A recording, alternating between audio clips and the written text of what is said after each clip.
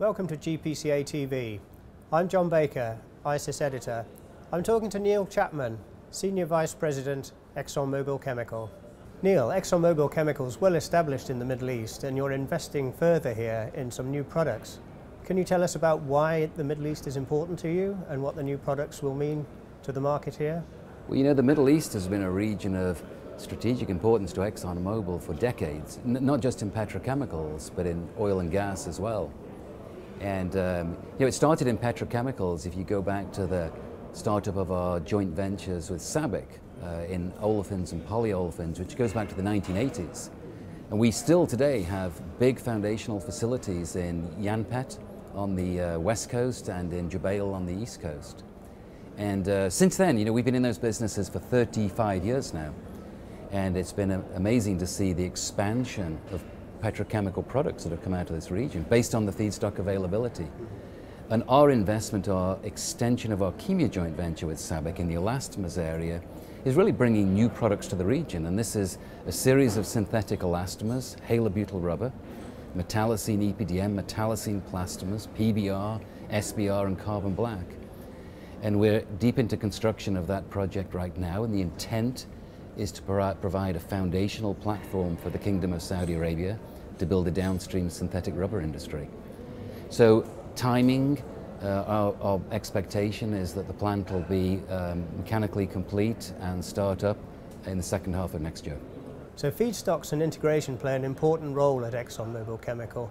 Can you say how developments around the world are affecting your thinking as you move forward in this area? Well, you know, availability of advantaged feedstock has been at the core of our chemical company strategy since we started in chemicals. If you go back to the history of ExxonMobil Chemical, we've always co-located our chemical facilities next to our own refineries. And why do we do that? It's not just to provide feedstock. So it's to provide and return streams back between the refinery and the chemical plant. But it's much more than that. It's all about optimizing the value of the molecules in fuels, lubes and chemicals on an ongoing basis. That's daily, it's hourly, it's even by minute. It's very, very important for us, and that's been the way we've run our business for a long, long time. And of course, our other facilities are located next to gas facilities, advantaged gas, like in Saudi Arabia. And right now, the whole discussion in the world is around shale gas, of course, in North America. And you know, we don't typically describe it as shale gas in Exxon. It's much more than shale gas. It's really unconventional hydrocarbon development. And why do we say that? Because it's not just shale. It's multiple types of rock, tight rock, and it's not just gas. It's natural gas liquids, it's condensate, it's now even crude oil. And the big question in the industry always is, well, how long is that going to last? How long is that advantage going to last? How much hydrocarbon is there? And plenty of people will give their own estimates on that. But the reality is markets change, technology changes, so nobody knows. And so for ExxonMobil, what we do is we always maintain feedstock flexibility across the world, be it co-located with refineries or next to advantaged gas feedstock. So we're taking advantage of the gas in North America. We're building world-scale steam cracker and polyethylene facilities. They'll start up in 2017. Of course, the elastomers project is based on advantaged gas in the Middle East. But in Singapore, our largest investment we've ever made, and we started up about 15 months ago, that's based on the opposite end of the barrel, heavy crude oil.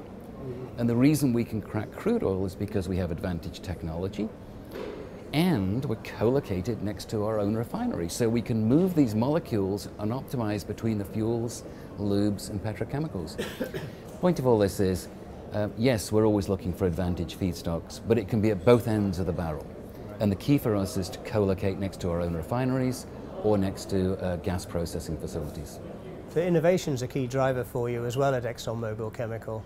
Can you say how you approach that in the Middle East? Well, the way we look at technology in the petrochemical business is we really bucket into three areas: process technology, product technology, and application technology. So process technology is all about how you get the most out of your manufacturing assets. How can you build them cheaper?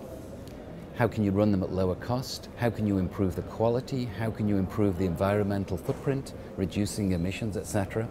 So our process technology takes place wherever our manufacturing facilities are, including in the Middle East.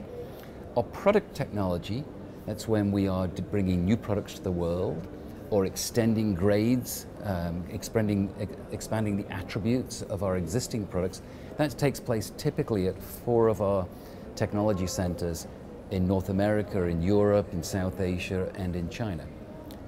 And then the third area of technology, application technology, that's where we help our customers use our products to provide solutions that they want to market. That takes place wherever the customers are based. So obviously that's in North America and Europe, but in recent years, of course, in Southeast Asia, in China, but increasingly in the Middle East, in Africa and South America as well. And so our technology investment is all across the world. And that's the way we like to do it. It's near the customer, it's near our manufacturing facilities. Actually, we're enormously proud of the fact that we brought olefins and polyolefins technology to this region 35 years ago with our joint ventures at Chemia and Yanpet. But the extension of Chemia with this new elastomers facility, we're bringing 2 of our prized technology assets, halobutyl rubber and metallocene elastomers, to this region. And we believe they will provide the foundational base for a successful extension of that joint venture with our partner for many years to come. Thank you very much.